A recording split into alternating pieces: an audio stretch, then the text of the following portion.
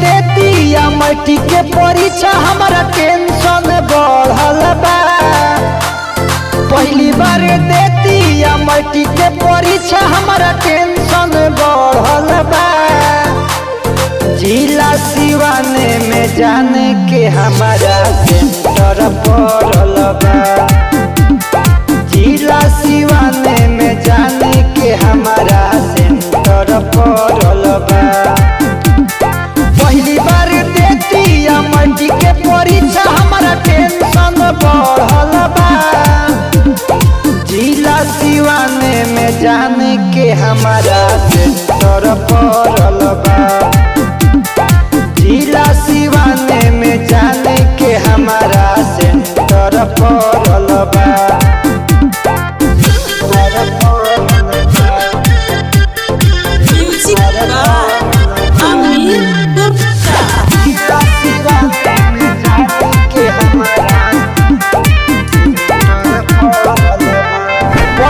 Hi fi number बेसी आई coaching में जाई हो कि उठी सुती भोरे सर्दी से हाथी जोड़े दी पास कराई हो।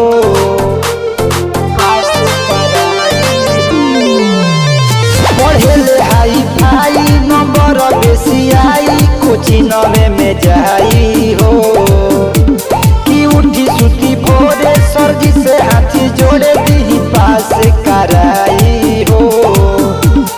जाए में हमारा दिक्कत बाकियो सहेलियों के पड़ल बा। जिला सिवाने में जाने के हमारा सेंटर पड़ल बा। जिला सिवाने में जाने के हमारा सेंटर पड़ल बा।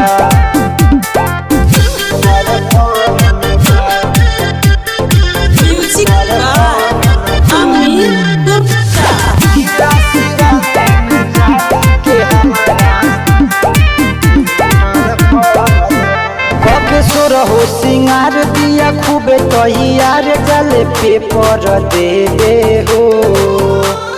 सखी सहेली के संग उहेली जले टेंशन दे के हो।